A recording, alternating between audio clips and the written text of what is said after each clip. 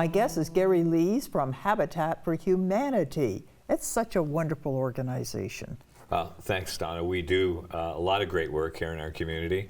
I'm pretty lucky. I stumbled across the term a few weeks ago called ikigai, and it's a Japanese term. It's if you like what you're doing, you're good at it, and you can get paid to do it, you're an ikigai. And so I'm super lucky to be involved with this organization. It must really give you a good feeling when you see how much they accomplish with the turning over the key. Well, we should tell people what Habitat for Humanity is. Sure. Well, I'm starting to wonder what we're not. Okay. Because we're a builder. We hold mortgages. We operate a retail store called Restore, which is a fundraiser. We are community engagement. We do fundraising. So we do all of those things, and we're a bank as well because of holding those mortgages. So we wear quite a few hats, and we're in most communities across our country. And our whole mission is to serve deserving families, finding shelter for them, and affordable home ownership. Which is becoming more of a challenge than it ever was. How long has Habitat for Humanity been around? Sure. We opened a Restore in Winnipeg in 1984, but we've been around for 40 years. And that's in Canada? Yeah, that's right. It started in the U.S.? We did.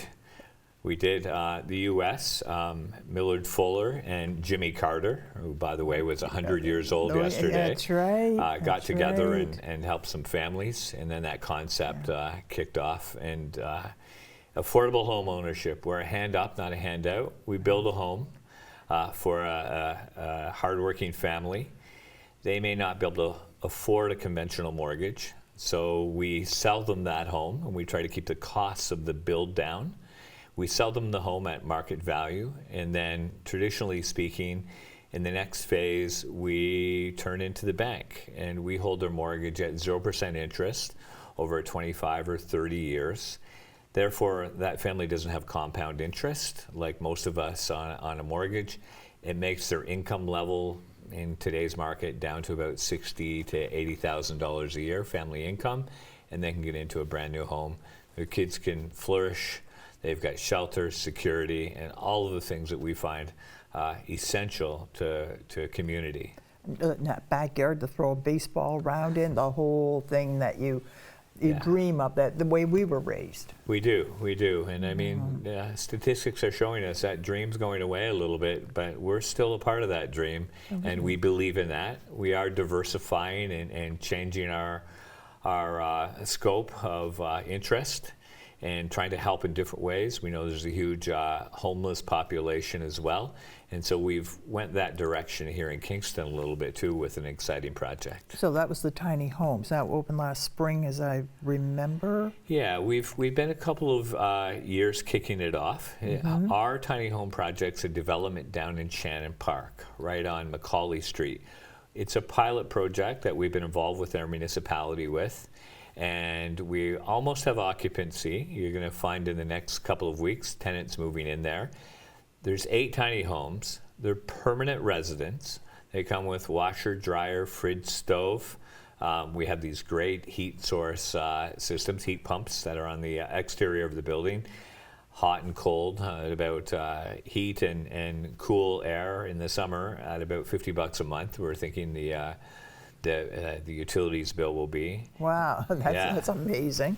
They're geared to income, and those people that have been selected for those residents, we've done great work with some community partners, Resolve, as well as TP Moza, the Sleeping Shelter Program, and community living here in Kingston. Now, will they own those homes or rent them?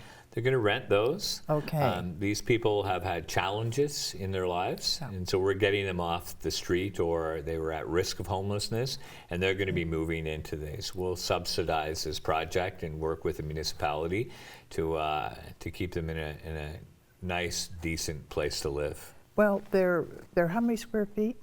Okay, so they're close to 300 square feet. You know what? They're about the size of an RV. Yeah, true, very true. When you think about it, and people choose to live in an RV, Yeah. so everything is on a smaller scale, and there is no wasted space. There is storage in every little nook and cranny you could possibly imagine, and then a few you develop yourselves, and you can live very comfortably. In fact, there's condos that aren't much bigger than that. Agreed, totally. There's a deck space out front. We're working with some community partners to make sure we have gardens and all of those things around. It's literally going to be a community. Right. Two of the features I really like is 2 of the units are accessible. So I find that really interesting. We've got ramps in them. We've got accessible bathrooms. They're about 400 square feet to meet some of those accessibility needs. But we know that mobility in our community can cause vulnerability. Yes. And sometimes a disability creates challenges. So we're really happy to have 2 of those units accessible and help a couple of people out with mobility issues. Right. So to build those or any other house at a lower cost, how do you go about doing that? Because it's, costs money to build a house. Well, when we all figure that out, we're going to put a big dent in this housing crisis because building just isn't cheap. When we meet Ontario Building Code today, we meet accessibility issues, we meet roof, we meet engineers, we service, we do all of those things. It's not cheap. And so that's a challenge and has been a challenge.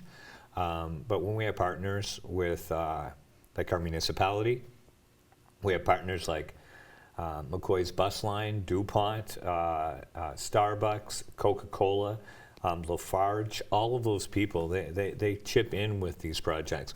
That keeps the cost of the project down, and then we're able to sell the project, or in the tiny home interest, we're renting that out. But we have created some equity there in that. And one of my part of my job is to leverage every bit of that equity we can to reinvest and help another family, and so that's what we'll do. You use a lot of volunteer labor as well when you're on doing a build. Yeah. Yes. Tell me about that. Well, volunteers get engaged. I guess the shining light that I like here in Kingston so much is we have 4 or 5 gentlemen who are a little bit older now, retired airline pilot, a retired hydro worker, a retired basketball coach at Queens, and we call them the A team. They're usually out with us on Tuesday, Thursdays, and they're always doing something. We can just give them part of this build, and they look after that. Right. Sometimes people overstate what they think they're capable of, and we have to police that a little bit because today's build code is very strict, and we have to make sure we're meeting those criteria. And that people are safe, that they're not going to hurt themselves. Exactly, but there's definitely a huge intrinsic reward when you extrinsically you're putting a wall up, or you're actually involved with that. And there's gratification there. Absolutely. So you probably could use people who they know how to swing a hammer and maybe because there's always those kinds of jobs too on a construction site. There's the ones that are for, you have no skill here. Exactly. And we also use volunteers in our restore. Oh, of course. Yeah. So whether it's sorting clothes, cleaning shelves, whatever it might be, we engage volunteerism. And we have a job for you. Sometimes it might be holding a rake, but we'll figure something out. Right. So if, I guess you could say if the homelessness issue bothers you, this is a good way to somehow do something about it.